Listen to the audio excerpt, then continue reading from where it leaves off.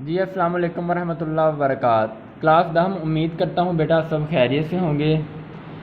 نظریہ پاکستان، مصنف کا نام ڈاکٹر غلام مصطفیٰ خان۔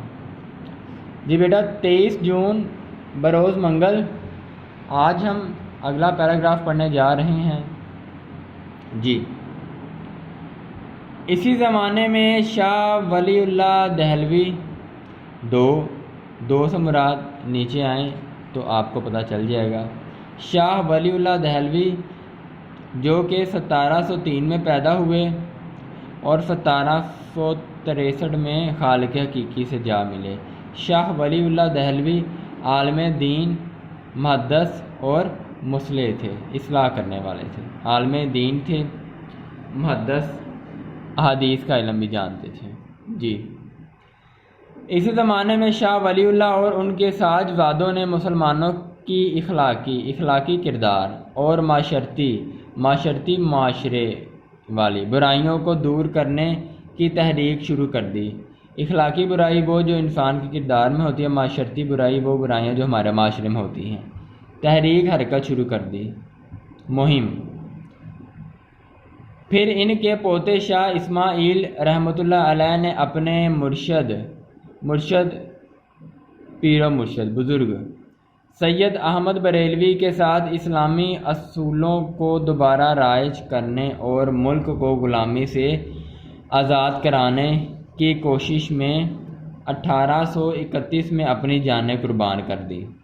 جی اسلامی اصول، اسلامی قاعدے، اسلامی قوانین رائج کرنا، عام کرنا، ٹھیک۔ تاہم انہوں نے مسلمانوں کے دلوں میں جوش اور ولولہ پیدا کر دیا تھا، جوش و ولولہ، جذبہ۔ چنانچہ 1857 کی جنگ آزادی میں مسلمانوں نے پھر اپنے قدم جمانے کی کوشش کی، لیکن انگریزی اقتدار حکومت یعنی انگریزوں کی حکومت آ چکی تھی، مستحکم مضبوط ہو چکا تھا، اس لیے انہیں کامیابی نہ ہو سکی۔ اس زمانے میں سر سید نے مجبوراً انگریزوں سے مفاہمت، دوستی کو بھی کہتے ہیں، ٹھیک ہے، کو غنیمت جانا، مدد سمجھی، بھلا محسوس کیا۔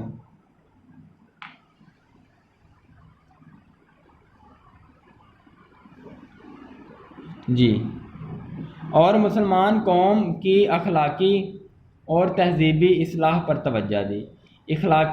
اخلاق، کردار، تہذیب کی، دین کی اصلاح، درستی، بیٹا درستگی کوئی لفظ نہیں ہے، لفظ ہے درستی۔ توجہ دی، ذہن مرکوز کیا، اور ان کے دلوں سے احساس کمتری، خود کو کسی سے کم محسوس کرنا کو دور کرنے کی کوشش بھی کی۔ 1858 میں ہندوؤں نے کانگریس کی بنیاد ڈالی اور ظاہر کیا، بنیاد رکھی، قائم کی، اور ظاہر یہ کیا کہ وہ ملک کی تمام قوموں کو ان کے حقوق دلوائیں گے، حق کی جمع۔ لیکن بعد میں پتہ چلا کہ وہ صرف اپنے حقوق کا تحفظ چاہتے ہیں، حفاظت۔ انہوں نے مسلمانوں کو ان کے کاروبار سے محروم کرنے کی کوشش کی، محروم کرنا، دور رکھنا، اور وہ سرکاری ملازمتوں پر بھی قابض ہو گئے، قبضہ کر لیا۔ نیز انہوں نے مسلمانوں کی مشترکہ زبان اردو کے مقابلے میں ہندی قائم کر دی۔ جی سر سید نے مسلمانوں کو ہندوؤں کی کانگریس اور ان کی سیاست سے علیحدہ کرنے کی کوشش کی، اور ان کے ایک دوست مولانا محمد قاسم رحمۃ اللہ علیہ نے دیوبند میں مسلمانوں کی دینی تعلیم کی طرف توجہ دی، ذہن مرکوز کیا۔ پھر سر سید کے ایک رفیق نواب وقار الملک نے 1906 میں کل ہند مسلم لیگ کے نام سے مسلمانوں کی ایک الگ تنظیم کی بنیاد ڈالی۔ یہ تنظیم ڈھاکے میں قائم ہوئی تھی۔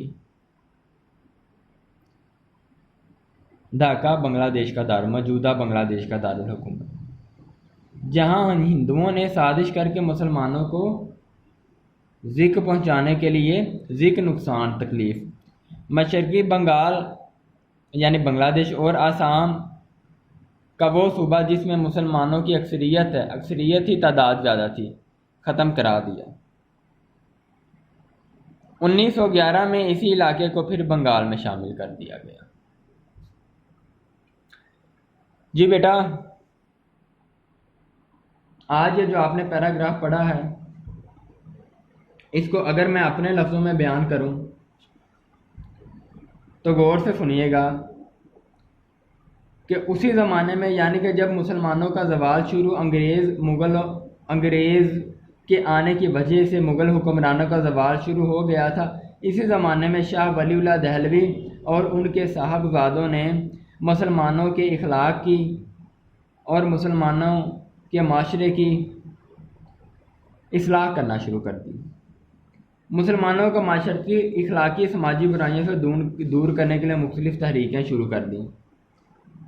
پھر اس کے بعد شاہ ولی اللہ کے پوتے شاہ اسماعیل دہلوی نے اپنے پیر و مرشد سید احمد بریلوی کے ساتھ مل کر اسلامی اصولوں اور اسلامی روایتوں کو دوبارہ زندہ کرنے کی کوشش شروع کر دی اور ان روایتوں کو معاشرے میں عام کیا۔ اس کے علاوہ انہوں نے ملک کو غلامی سے آزاد کرانے کی بھی کوشش کی، مگر شاہ اسماعیل 1831 میں بالا کوٹ کے مقام پر شہید ہو گئے۔ اب اسی زمانے میں سر سید احمد خان نے بھی اپنی آنکھ کھولی اور سر سید احمد خان نے عقل کا سہارا لیتے ہوئے اور مسلمانوں کو مجبور سمجھتے ہوئے انگریزوں سے دوستی کا ہاتھ بڑھا لیا۔ دور اندیش تھے، پس سمجھ گئے کہ حال کی گھڑی انگریزوں سے دوستی کر لینا ہی غنیمت ہے، اور مسلمان قوم کی اخلاقی اور تہذیبی اصلاح پر توجہ دی۔ سر سید احمد خان نے انگریزوں سے دوستی مفاہمت کو بڑھاتے ہوئے اخلاقی اور تہذیبی امور پر توجہ دی۔ ان کے دلوں سے احساس کمتری کو دور کرنے کی کوشش کی اور مسلمانوں کو کہا کہ تم مضبوط قوم ہو، مضبوط قوم ہی رہو گے۔ سر سید احمد خان برصغیر کے مسلمانوں کا وقار، عروج اور وہ حکمرانی ان کو دوبارہ دلوانا چاہتے تھے جس کے وہ مستحق تھے۔